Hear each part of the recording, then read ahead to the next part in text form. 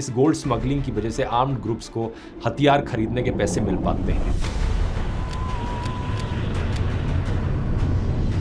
साल 1956 में British Egyptian rule से आजादी मिलने के बाद सूडान ज्यादातर मिलिट्री और अथॉरिटेरियन रूल में ही रहा है। यहां सबसे लंबी डिक्टेटरशिप चलाने वाले जनरल उमर हसन अल बशीर ने साल 1989 में सिविलियन सरकार का तख्ता पलट किया था। The Sudan, for 58 years under the joint rule of Britain and Egypt, becomes an independent republic. इसके बाद उन्होंने सारी पावर को अपने पास कॉन्सेंट्रेट कर लिया और 30 सालों तक राज किया। इन 30 सालों में जो कुछ बुरा इमेजिन कर सकते हो वो इस देश के साथ हुआ। Economic crisis, corruption, inequality, civil war. साल 2011 में देश का बंटवारा तक हो गया जब साउथ सुडान से अलग होकर एक इंडिपेंडेंट कंट्री बन गया। इकोनॉमी की हालत इतनी बुरी है कि पिछले 17 सालों से जीडीपी नेगेटिव में रहा है। साल 2019 में इतनी खराब हालत झेलने के बाद लोग फाइनली प्रोटेस्ट करने उतरे। बड़े पैमाने पर प्रोटेस्ट हुए देश भर में अल बशीर के खिलाफ। Wednesday's protests in Omdurman were reported to be the largest in 3 weeks of demonstrations against the 29-year rule of President Omar al-Bashir. लेकिन फिर अनफॉर्चुनेट बात यह हुई कि इन प्रोटेस्ट को हाईजैक कर लिया गया 2 मिलिट्री जनरल्स के द्वारा। एक सूडान की आर्मी के जनरल अब्देल फतेह अल बुरहान